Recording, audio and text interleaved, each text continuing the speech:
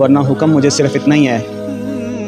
कि आप सब के तवस्सुत से सारी दुनिया के नाफरमान, मुनाफिक और काफिर इंसानों को ये पैगाम दे दूँ, सवाए आप में से जो हक़ पे हैं, यहाँ पे मौजूद हैं, या दुनिया में जहाँ कहीं भी अहले हक़ मौजूद हैं, हक़ की तरफ आने की कोशिश कर रहे हैं, फ़िज़िकली यहाँ फ़िलहाल नहीं पहुँच सके, उन सब के अलावा तमाम इंसानों के लिए अल्लाह का पैगाम सुन लें कि अल्लाह की कसम अज़ाब आ रहा है, अल्लाह की कसम अल्लाह का अज़ाब आ रहा है, अल्लाह की कसम अल्लाह का अज़ाब आ रहा है।